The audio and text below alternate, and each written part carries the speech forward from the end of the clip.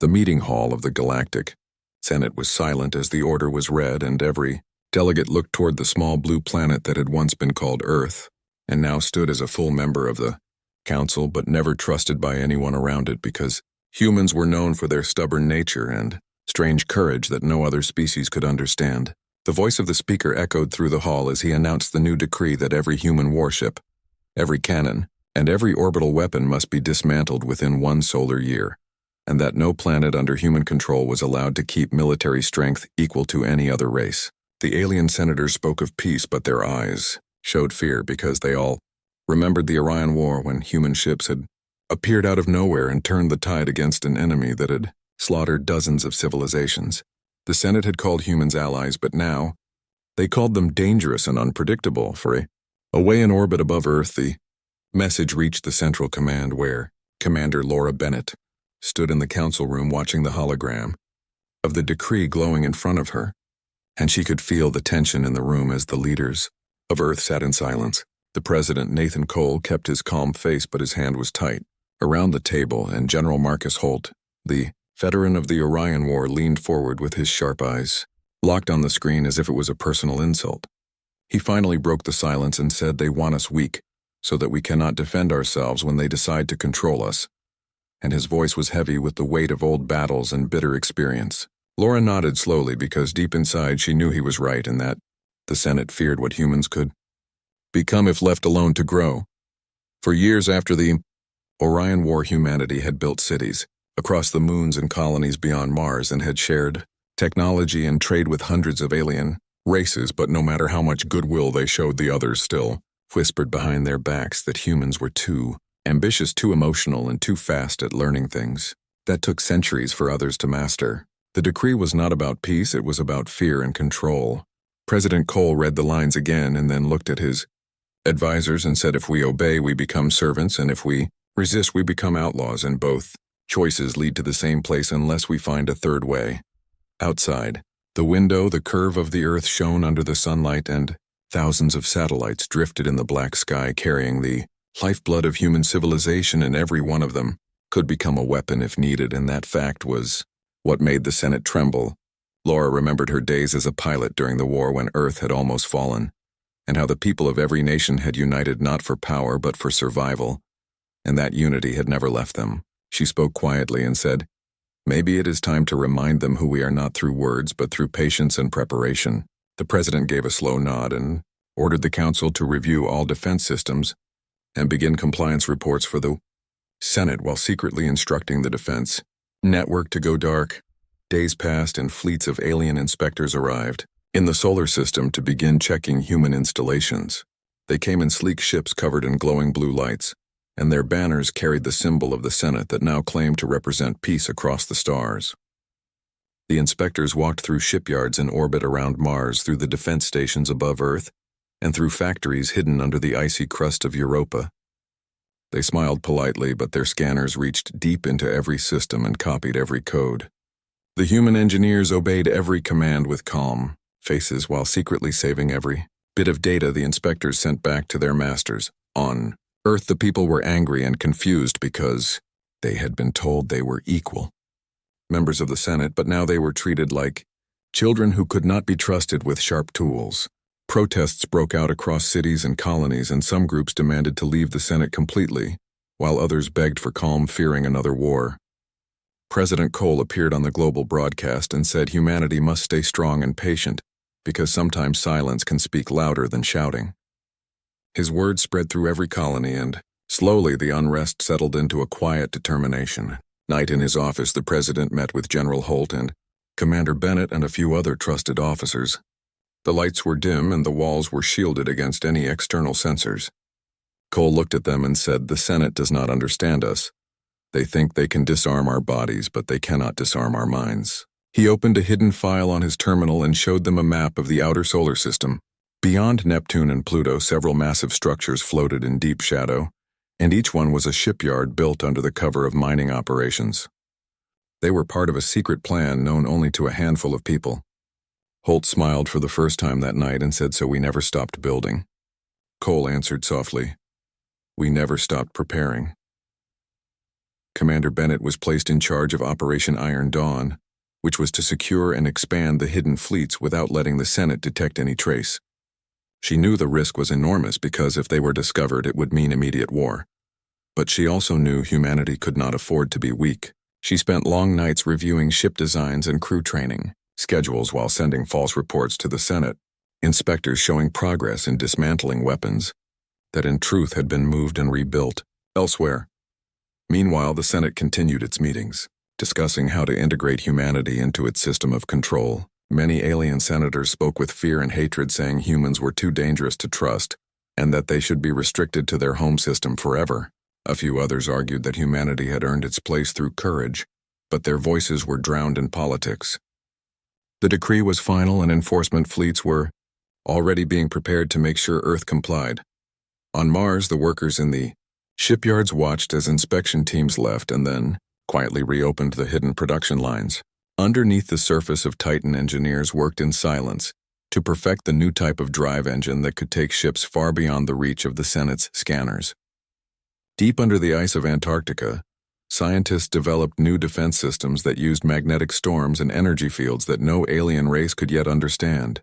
The human colonies were calm on the surface, but under that calm they were turning every resource toward survival.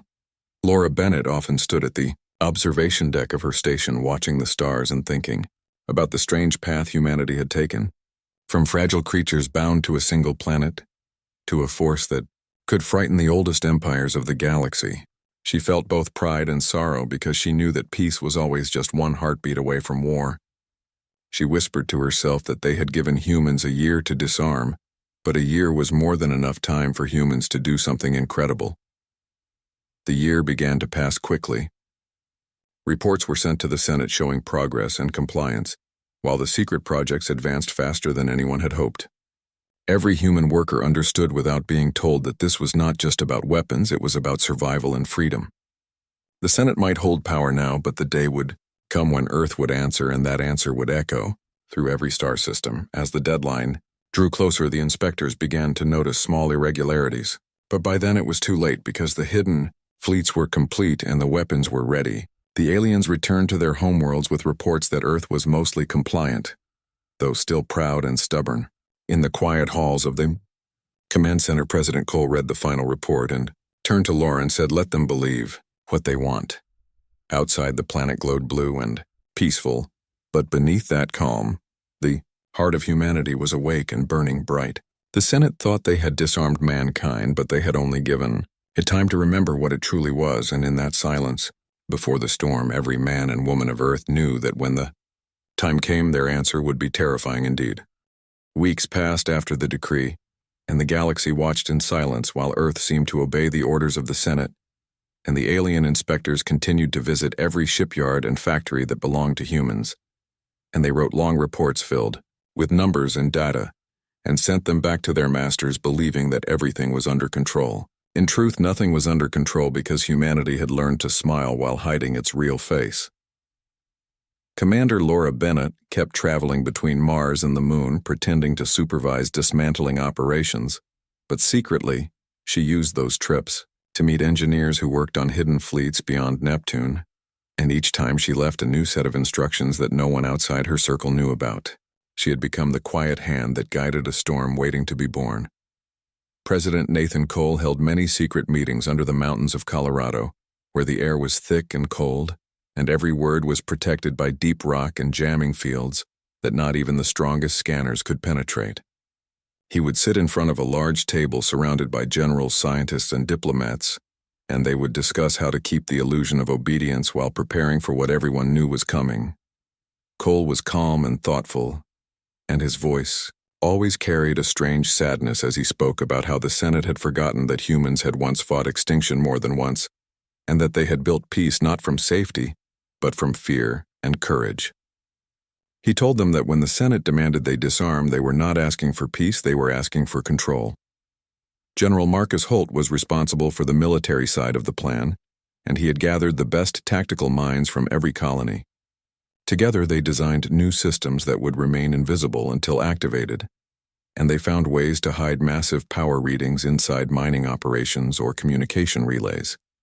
They used the natural radiation of the outer planets to cover energy spikes from the new ships, and they even sent fake distress calls to distract Senate patrols whenever shipments of materials were sent to the secret shipyards.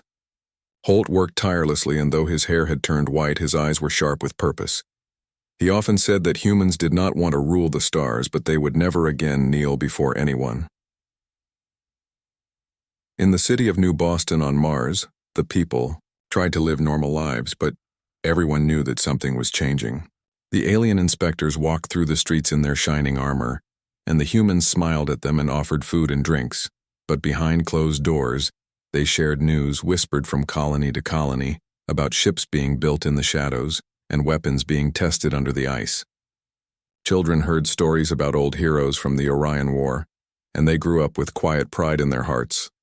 The Senate wanted obedience, but what they had created instead was unity stronger than ever before. Laura often found herself looking out at the stars and wondering how things had reached this point. She remembered her first day in the service when she believed the galaxy would finally be one peaceful family. And now she saw that peace built on fear was just another kind of war. She spoke to her second officer, Daniel Cross, who had served with her for years, and he told her that maybe this was the way it always had to be, because no one truly respects what they do not fear. Laura did not like those words, but she could not deny their truth. On Earth, the media showed cheerful reports about cooperation with the Senate and the progress of disarmament, while at the same time hidden channels spread coded messages to engineers and officers across the system, telling them to stay alert and wait for the signal. The ordinary people did not know the details, but they trusted their leaders because they had learned that humanity was safest when it stood together. Every worker who built a solar panel or repaired a mining drill did so with a quiet thought that maybe it was not a drill at all, but part of something bigger. One night, President Cole stood alone in the observation dome above the Capitol and watched the moon glowing in the distance. He thought about the billions of lives under his care and the weight of every decision. He knew that if he refused, the Senate openly Earth would be attacked by fleets far greater than its visible defenses. But he also knew that surrender would kill the human spirit, and that would be worse than any war. He whispered to himself that they would obey just long enough for the galaxy to look away. Meanwhile, the Senate began to grow impatient because some of the reports from their inspectors did not match the speed they demanded. Small irregularities were noticed in the production logs, and a few inspectors claimed that humans were hiding something. The Senate called for a special session, and in that meeting the voices of fear grew louder. The elder of the Drawl species said that humans should be placed under supervision by Senate fleets. The Varn ambassador argued that humans were clever liars who would never truly disarm. The others nodded and whispered agreements until the chamber was full of distrust. Finally, the Senate passed a motion to send a fleet of patrol ships to stay in the solar system until disarmament was complete. When the message arrived at Earth, there was no surprise. Cole had expected it. Laura Bennett received the communication in orbit and simply said, "They are coming earlier than we thought." She ordered her teams to double the secrecy measures and move all materials off the visible routes. Deep under Titans, ice, the engines of the hidden fleet were nearly complete, and once they were ready, no Senate ship could match their speed. The following weeks were tense. The patrol fleet entered the solar system with shining hulls and powerful weapons aimed at every human ship they met. The alien commanders claimed they were there only to assist, but everyone knew they were guards, not guests. They docked near the orbital stations and watched everything with suspicion. Laura kept her calm and greeted them with perfect courtesy. She showed them lists of decommissioned ships and guided them through empty hangars, while deep below those hangars the real ships rested unseen. General Holt traveled to Mars to inspect the defense grid and found the people restless but determined. He spoke to the workers and thanked them for their effort. His voice was old and rough, but it carried the fire of belief. He told them that someday history would remember this time, not for fear but for courage, and that they were writing a story no alien could ever understand. The workers cheered quietly, knowing they could not make noise, but their hearts were loud enough.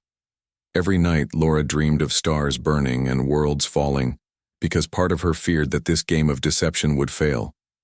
Daniel tried to comfort her, saying that if war came they would be ready, but she still carried the weight of every life that might be lost. She looked at the reports showing the Senate patrols orbiting Earth like vultures, and she knew the storm was getting closer. On the day of the final inspection, she met the head of the alien fleet, an avian creature named Kelvar, who looked at her with sharp golden eyes. He asked why some of the orbital cannons were still active, and she smiled politely and said they were used for meteor defense. He said he did not believe her but could not prove otherwise. He told her that the Senate would soon demand total surrender of all heavy weapons. She thanked him for the warning, but inside her mind she felt a cold anger rise. She walked away without another word. When the meeting was over, she contacted the president through the secure channel and said the time is close. Cole answered, "We will not fire first, but if they cross the line, we will show them what it means to wake a sleeping world." They both knew that words would soon end and history would begin again, written not by peace but by the fire of survival. In the following days, the Senate fleet began to position itself around Earth in a pattern that looked too much like an attack formation. The people on the ground looked up and saw dozens of lights moving across the sky. News broadcasts tried to calm them, but fear was spreading. In every home and station, people whispered prayers or promises. On Titan, the engines of the hidden ships came to life one by one in silence, and their sensors reached far into the dark. Laura stood before her command console and looked at the map of the solar system glowing in front of her. She saw the alien ships moving, and she whispered that the silence before the storm was ending. The galaxy believed Earth was weak, but soon it would remember what humans did when pushed to the edge, and as she stood there with her hands steady and her heart burning, she knew that the answer of Earth would not be peace, but something far stronger and far more terrifying. The day began quietly with the sun rising over the blue curve of Earth, and the alien ships hanging in the sky like silver blades waiting for a signal that would change everything. Commander Laura Bennett stood in the command room of the orbital station, watching their movement on the screen while her officers whispered updates. Every few hours, another Senate ship took position closer to Earth, and the pattern was clear to anyone who had ever seen a battle map. They were forming a siege. The communication lines were open but filled with hollow words of diplomacy. The alien commander Kelvar had sent one more message, saying that final compliance was required and that all human defense systems must be powered down immediately, or the Senate would be forced to take control by force on Earth. President Nathan Cole gathered the emergency council in the underground chamber beneath Washington Orbital Station. His face was pale under the soft lights, and his voice was steady but filled with tension as he read the ultimatum aloud. The alien fleet had given humanity 48 hours to surrender its orbital cannons and deactivate its planetary shields. If they refused, the Senate would send reinforcements from the outer sectors to ensure obedience. The council members looked at each other in silence because they knew what that meant. Surrender would destroy every dream they had built among the stars, and resistance would bring war that could burn their world. General Marcus Holt stood and said, "We cannot bow, because once we do, they will never stop." He reminded them of the Orion War and how the same empires that now demanded peace had once begged humanity to save them.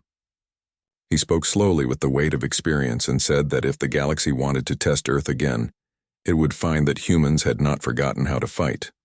The president listened quietly and finally said, "We will hold the line, but we will not strike first." The others agreed because they knew this decision would mark the beginning of a new age.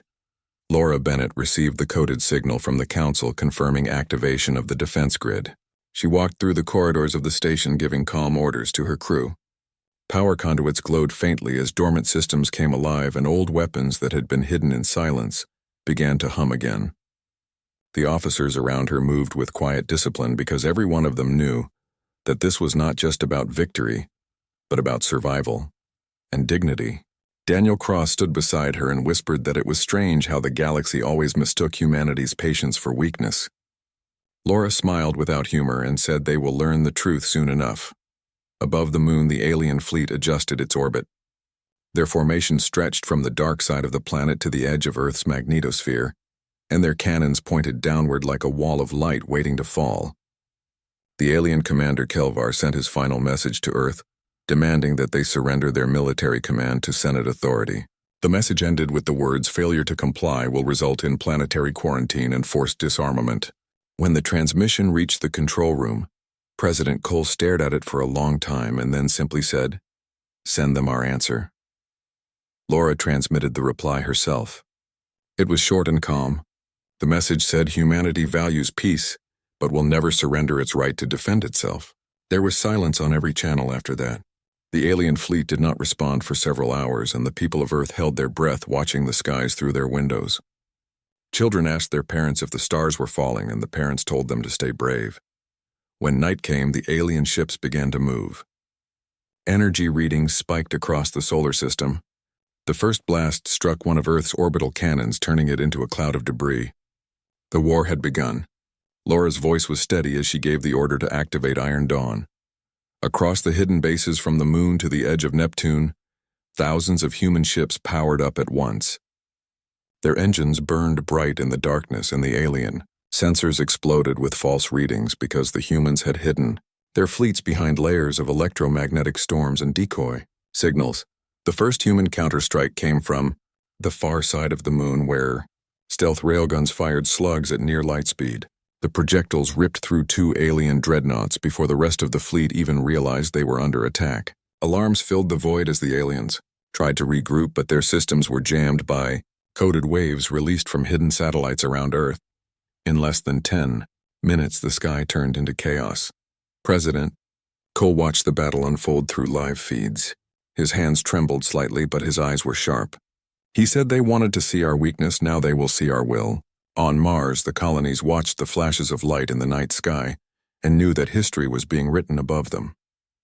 On Titan, the hidden shipyards opened like giant flowers, releasing black vessels with sharp wings that cut through the dark. These were the new generation of human warships, built in secret, using every lesson from past wars. They moved faster than any Senate vessel and carried weapons that no alien design could match. The alien commander Kelvar screamed orders to his fleet, but confusion spread. Their sensors could not lock onto the human ships because every radar signal was twisted by ghost images projected from the moon's surface. Human engineers had built entire illusions in space. What the aliens thought were hundreds of ships were sometimes only light echoes, while the real human fleet struck from behind. One after another, the alien ships were destroyed, and the survivors tried to retreat, but found their exits blocked by mines disguised as comets. Laura Bennett sat in her command chair, giving orders with calm precision. Her eyes followed every line on the tactical map, and her voice guided the human fleet like the rhythm of a heartbeat. She felt no joy, only a heavy sense of duty. Daniel Cross looked at her and said, "This is not a war, it is a lesson." She nodded and answered, "A lesson they forced us to teach." Hours passed, and the alien fleet began to crumble. Some of their ships tried to flee beyond lunar orbit, but human interceptors chased them down. The Senate's proud armada that had once ruled the stars now found itself blind and broken before the very world it had tried to disarm. When the last enemy ship exploded in a silent burst of light, the human crew on every station and vessel let out a breath they did not know they were holding. President Cole received the final report that the battle was over. He closed his eyes for a moment and whispered that the price of peace was always too high, but sometimes the only way to keep it was through strength. Across Earth, people stepped outside their homes and watched the sky filled with streaks of light from the debris burning in the atmosphere. They did not cheer. They stood in silence, knowing that though they had survived, the war was not truly over. In the Senate chamber far away, the news arrived like a storm. The senators shouted over one another in disbelief as they saw the images of their fleet destroyed. Some demanded retaliation, while others whispered that perhaps humanity had gone too far to challenge. The council that had once ruled the galaxy with confidence now trembled, because they realized they had awakened something they could not control. Laura Bennett sat alone in her quarters after the battle. She looked at the stars and thought of all the lives lost on both sides. She did not feel victory, only sadness, because she knew the galaxy would never trust humans again.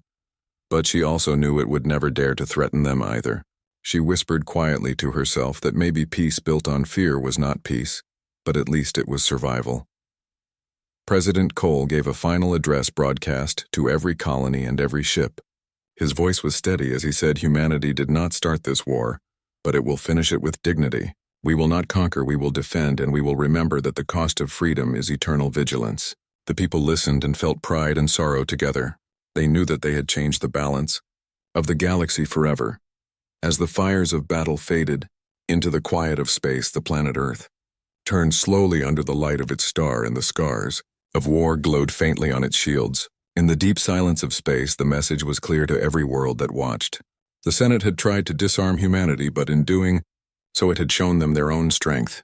and the stars themselves seemed to tremble as if they, too, understood that a new power had risen from the blue world that refused to kneel.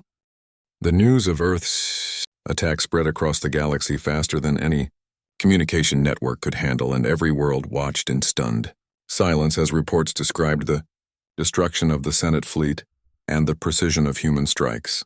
Even the oldest empires trembled because they realized that a species they had underestimated for centuries could strike with speed and intelligence that no one had ever imagined. In the Galactic Senate chamber, confusion filled the room, and every delegate shouted over the others while some simply stared at the holoscreens, unable to believe the images before them. The Droll elder fell silent and muttered that humans should never have been allowed to rise. The Varn ambassador slammed his clawed hand on the table and demanded that Earth be punished before it could grow stronger. But the Kar Dominion, known for their warlike ways, refused to support any attack against humanity because even they knew it would be suicide.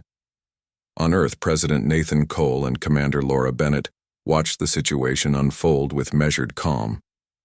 They knew that the galaxy would not forget this battle, but they also knew that no one could threaten their home again.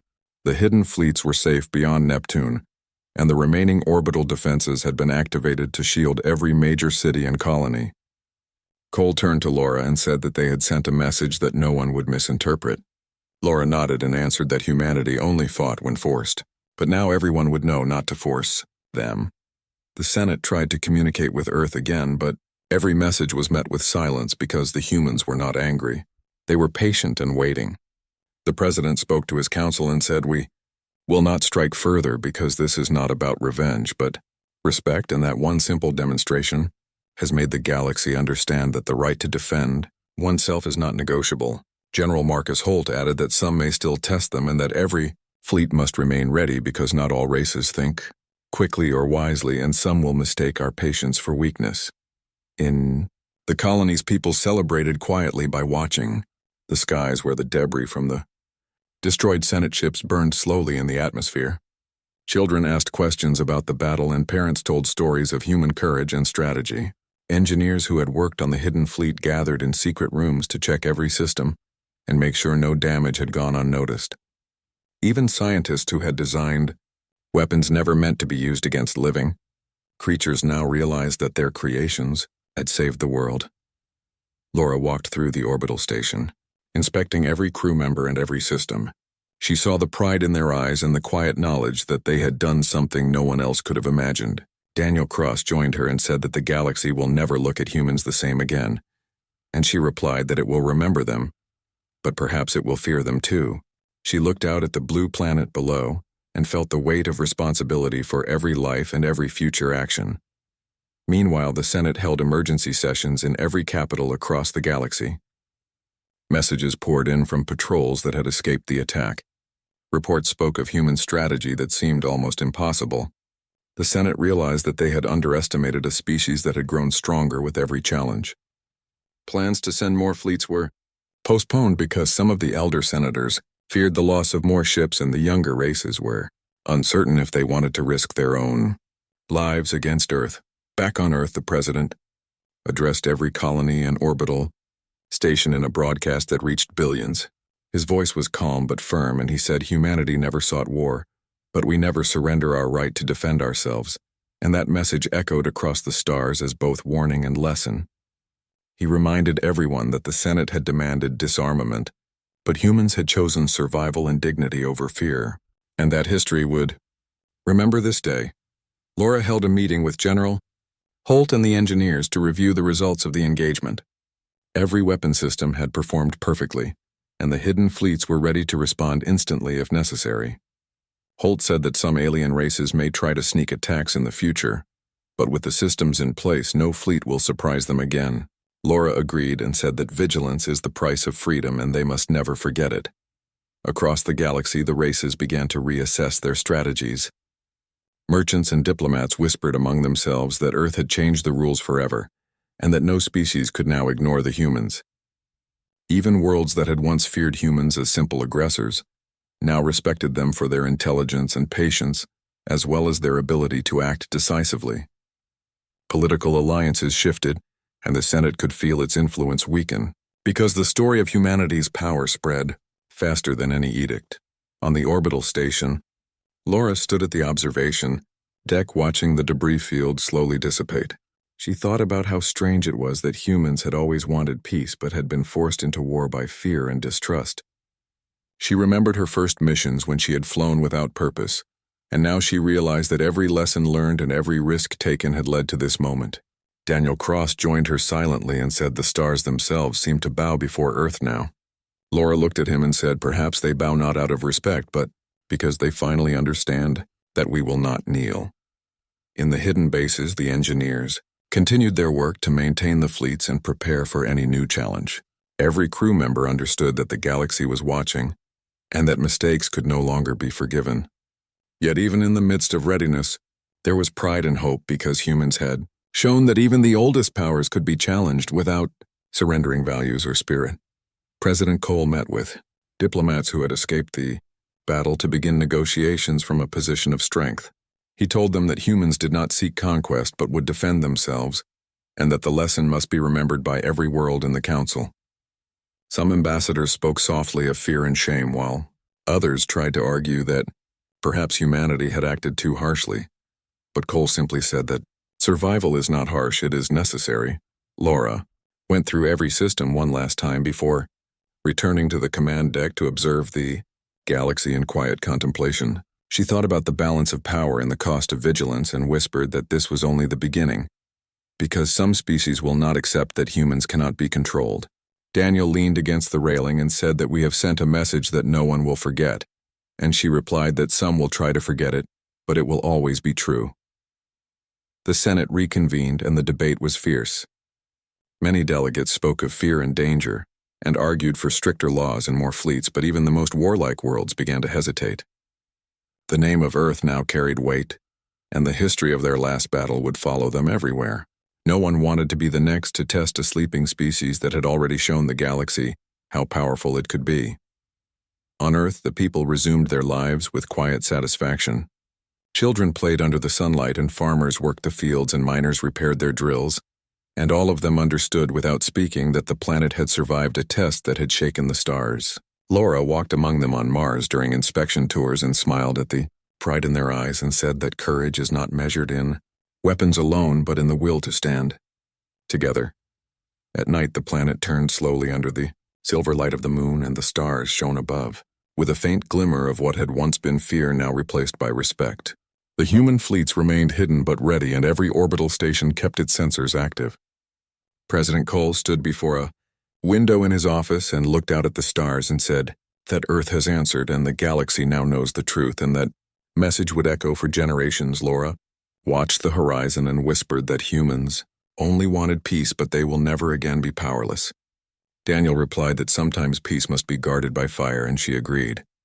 The galaxy would learn to respect that lesson because humanity had shown it without mercy and without hesitation, and even the oldest senators now realized that a small planet had changed the balance of power forever. The galaxy waited in silence after the destruction of the Senate fleet, and no one knew what Earth would do next.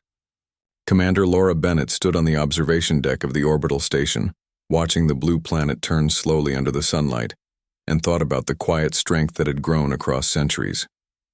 She had seen humans fight for survival before, but this time it was different, because they had not just defended themselves. They had sent a clear message to every species that no one could threaten Earth without consequence. Daniel Cross stood beside her and said that the silence is heavier than any cannon blast, and Laura nodded, because she understood the weight of what they had done. On Earth, President Nathan Cole prepared for the arrival of the Senate delegation that had finally decided to come under a white banner. The ships that approached carried no weapons, and the ambassadors were careful in their movements because they now understood that humans would not be intimidated. Cole met them in the orbital council chamber, and his calm voice greeted them as they arrived. He said humanity only sought peace but will never surrender. Its right to defend itself, and that simple statement caused a ripple of fear and respect through the delegation. The lead ambassador bowed and said that the Senate had underestimated humanity, and now they wished to negotiate before any more mistakes occurred. Cole looked at him steadily and replied that negotiation is possible when there is understanding and mutual respect and nothing else. Laura Bennett watched from the observation deck and thought that perhaps this was the first true step toward lasting peace because the Senate had learned a lesson that no other species had dared to teach them. In the colonies, people gathered to watch the incoming ships, and they understood, without being told, that history was unfolding again. Children whispered about heroes from the HFY War, and parents told them that courage sometimes spoke louder than fleets. Engineers checked the hidden bases one last time to make sure all systems were ready and that no surprises could occur. Even as they worked, there was a quiet celebration in their hearts because humans had shown the galaxy that patience, preparation, and unity could protect them from the oldest powers. The Senate ambassadors were led into the central hall where every representative of Earth's colonies was present. They saw the people standing tall and proud and the blue planet glowing outside the windows, and realized that the humans were not a species to control. Cole addressed them again, saying that Earth will defend itself if necessary, but does not seek war, and that statement was simple but powerful enough to silence the entire chamber. The ambassadors understood that they had entered negotiations not as rulers, but as equals who had once tried to force submission and now had no choice but to listen. Laura Bennett met with the engineers and officers to review the state of readiness one last time. Every ship was fueled and every weapon system calibrated and ready to respond in minutes. She walked among them quietly and said that the galaxy will remember this moment because humans have shown that they will never kneel and that knowledge is worth more than any shield. Daniel Cross replied that some will test us again, but none will succeed, and Laura agreed because preparation and courage had become a part of their nature. The Senate began to rewrite its laws after the meeting because the galaxy had learned that no species could demand surrender from another and live without consequence. Earth was granted permanent sovereignty and a respected position among the council. And while some of the older races complained privately, no one dared challenge the humans openly again. Cole said quietly to Laura that power is never in weapons alone, it is in will and unity, and she nodded because she knew the truth of it. On Earth, the people returned to their daily lives, but the sense of pride and awareness of their strength remained. Farmers worked the fields and miners repaired drills and children played under the sunlight, knowing that their planet had survived an ordeal that no other world had faced. Every citizen understood that the fight was not just against fleets in space, but against fear itself, and that humanity had won not because of aggression, but because of courage and preparation. Laura spent nights on the observation deck watching the stars and thinking about what had been accomplished. She remembered the quiet moments before the battle when the galaxy had believed humans weak and vulnerable, and she smiled because that belief had been shattered forever. Daniel Cross joined her and said that every light out there will now think twice before threatening Earth, and she nodded because she knew they had sent a message that would echo through generations. The Senate sent emissaries to every world to explain what had happened and how humans had defended themselves without conquest or cruelty. The story spread quickly, and even warlike species began to respect Earth for its restraint and precision. Traders, scientists, and explorers whispered about the blue planet that had stood against the mightiest fleets and survived with dignity, and that knowledge changed the way they interacted with humans forever. President Cole met with diplomats and said that humanity does not seek to conquer the stars but will always protect its home and people. He added that the galaxy will remember this lesson and that history must be guided by understanding rather than fear. The ambassadors nodded slowly because they knew that humans had proven themselves not just strong but wise, and their own actions had taught them humility. Laura Bennett reviewed every hidden system one final time to ensure nothing could be a threat to Earth again. The fleets remained ready but hidden, and every orbital station maintained sensors that could detect the faintest anomaly. She walked to the observation deck and looked at the planet below glowing under the light of the sun, and whispered that humanity had only wanted peace but had gained respect through its courage. Daniel Cross said that sometimes peace is kept by fire and strength, and she agreed. In the quiet of space debris from the destroyed fleets burned slowly as a reminder that the galaxy had been tested and found unprepared for humanity. The colonies looked up at the sky and felt pride and awe, and even the oldest worlds understood that they could no longer treat Earth as weak or naive. Every star and every world had learned the lesson that humans could not be controlled or underestimated. Weeks later, the Senate returned in formal diplomacy under banners of peace and respect. They spoke quietly and carefully because they now knew that every word could provoke action. Earth received them with courtesy and firmness, and every decision was made, with the understanding that no species would ever again demand disarmament from humanity. The galaxy had changed, and the position of Earth was now unshakable. On Earth, people went about their lives with a renewed sense of purpose. Engineers repaired stations and ships, children studied history with pride, and workers in every colony knew they had been part of something historic.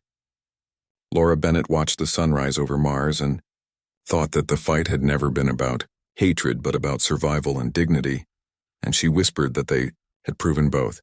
President Cole addressed the galaxy one last time, saying that humanity only seeks peace but will always defend itself, and that the lesson must be remembered by every race.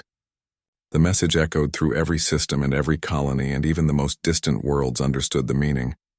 Humans had shown the galaxy their strength and restraint, and in that knowledge there was respect and fear alike. Laura stood silently on the observation deck as Earth rotated beneath her. Daniel Cross said quietly that the galaxy will not forget this day, and she nodded. The people had endured fear, preparation, and war without surrendering their spirit, and that knowledge was worth more than any weapon. She whispered to herself that humans only wanted peace, but if the galaxy demanded otherwise, it would always receive a terrifying answer. And so Earth slept peacefully beneath the stars while the galaxy remembered a lesson that could never be erased. The Senate and every race had learned that humans were not to be controlled, underestimated, or commanded. The planet had answered with courage, precision, and will, and the stars themselves seemed to bow before a species that had refused to kneel. Humanity had survived, had been respected, and had shown the galaxy that some powers are not given, they are earned.